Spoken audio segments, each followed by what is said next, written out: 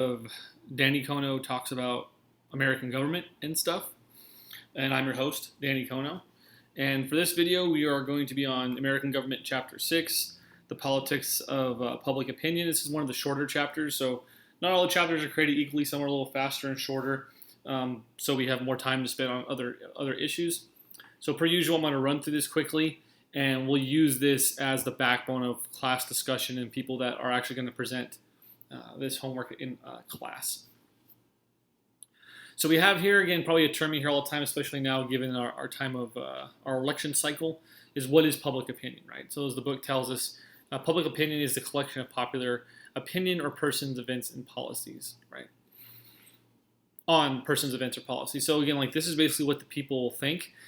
And so we think we have somewhat of a democratic system, which we do, right? We're a liberal democratic republic, that you do want to know what people want to get accomplished or what their goals are, so that people in office and positions of political power can follow the will of the people, right? So another way of saying that is like if politicians and the government is not following public opinion, then we have reasons not to vote for them, right?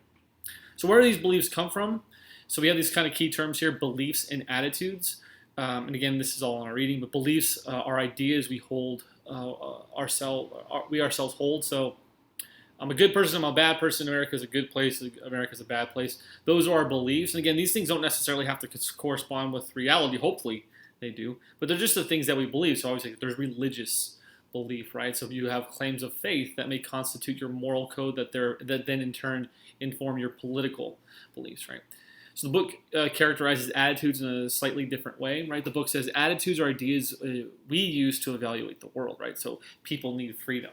So again, I might have an attitude towards I'm dubious or I mistrust authority, and that's going to inform my belief, right? I may not trust the military. I may not trust police because my general attitude that informs my belief is like, well, I don't really trust people in authority or something. So yeah, it founds the foundations of our political opinions. So then we move into these really, really important key terms. Make sure you know them. That's why they're highlighted, right? Political socialization from page 200. This is why I have to edit these things. The way in which we learn about our immediate political circumstances. Let's save that. See how lazy I am. You'll know I'm lazy if I don't update the thing. I think I'm going to be lazy. I think I'm not going to update it. So this is for me. But anyways. An example is saying the Pledge of Allegiance, right? It's become controversial in the morning throughout primary school. So just like the way in which you learn about your political realities is political socialization. Then agents of political socialization are the sources that inform citizens about their political behaviors. This includes when they vote or how they vote, donating money, protesting, etc. And the examples, which you should know some examples, are family, parents, education in general, teachers as a part of education.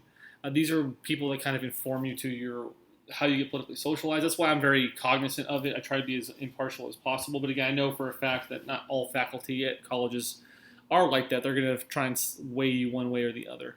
So you have to be aware of that. So I have this really interesting class question. Again, we would have spent more time in this in class proper, maybe during our Zoom session, to consider this idea. What is the difference between, say, political socialization and political indoctrination, or is there any meaningful difference in the first place? So I would have asked, what's the difference between these things, or say propaganda? So I think propaganda has, say, a negative connotation, but then again, where we talk about, learning about the political values of a society doesn't seem to be the same thing or a problem, right? So America is the land of the free and the home of the brave. Like, is that true? Is that not true? That seems different than saying, people of this political party are evil or something like that, which again, I think we get a little bit of both. And I'm not sure what the difference lies. And so these are things to talk about and think about as we're in this class and in your personal lives as well.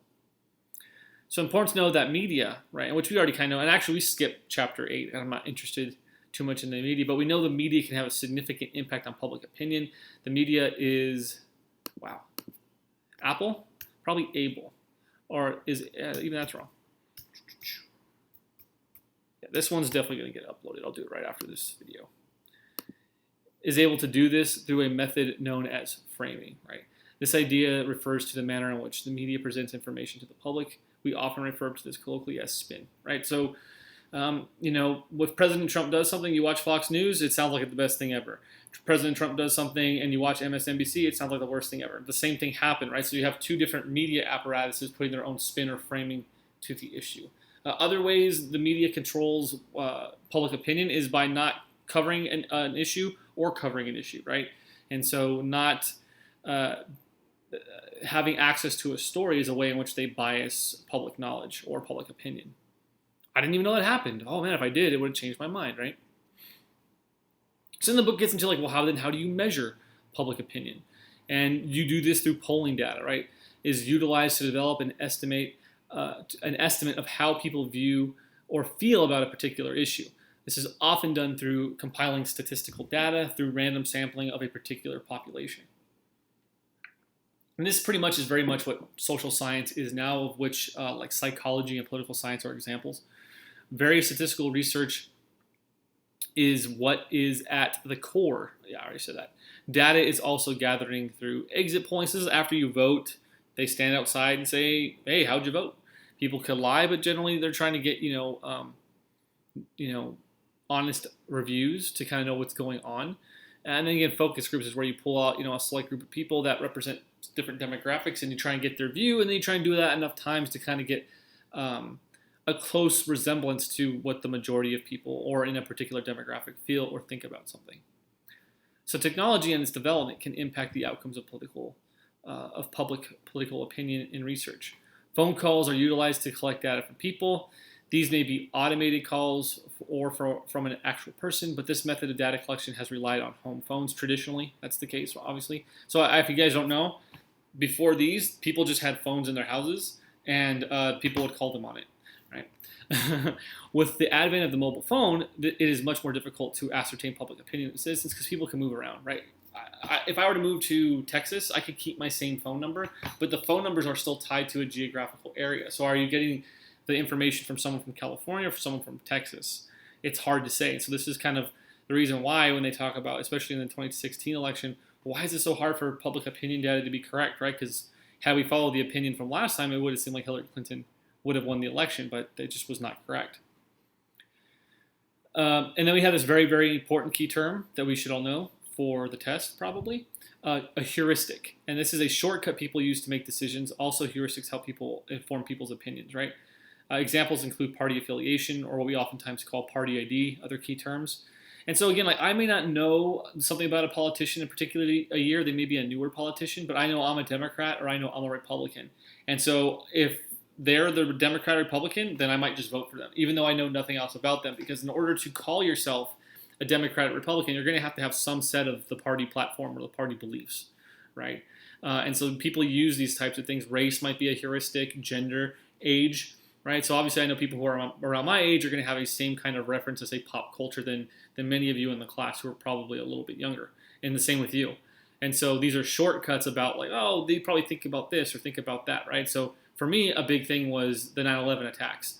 And so that's kind of this heuristic, like, did you live through that event? Because it's probably going to give you particular views on average about, say, international terrorism. Whereas luckily, most of you who are probably under the age of, say, 25 haven't really experienced an event like that. So it doesn't necessarily resonate the same with you. You're maybe concerned more with, like, I don't know, raves or whatever you guys do. I don't know. More examples of that. So political and cultural elites are important in the formation of public opinion. So what do I mean by an elite? Someone who's out front, who takes a leading role in these things. So a president, a politician, a school board member is a political elite. What's a cultural elite? LeBron James, the people on the news, athletes, people that you're going to see through social media. So I guess even the dipshit Paul brothers are going to be cultural elites.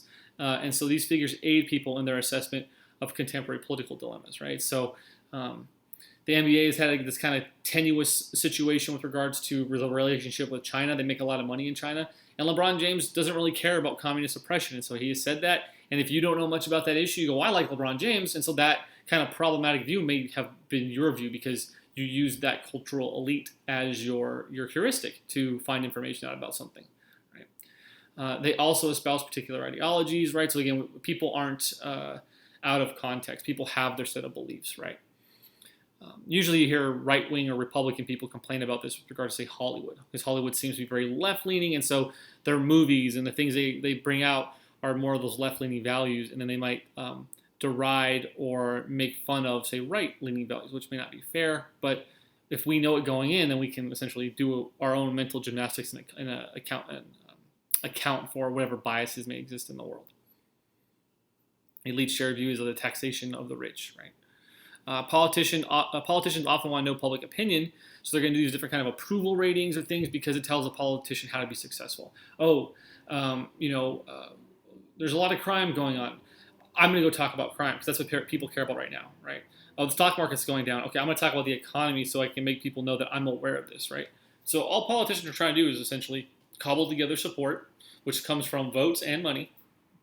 And they're going to do that by appealing to public opinion, which just shifts all the time. There's never one static public opinion, which makes sense, right? Things happen, different events, right? There's a natural disaster in California, like right now, like maybe an earthquake. Guess what we're all going to care about tomorrow, regardless of right or left or poor or rich. We're going to care about earthquake damage and earthquake response from the government. If they don't respond well to the earthquake, if I'm trapped under a freeway, I don't know why I'd be trapped like that, but I'm trapped under a freeway. I'd want someone to get me. I'm not going to care about if they're a Democrat or a Republican, right? So events like the 9/11 terrorist attacks can influence public opinion. So this is definitely a shorter chapter, but make sure you have a very good grasp of the key terms. And I'm going to do a couple more videos today, so you'll see the red shirt. And I'll see you guys in the next video and in class.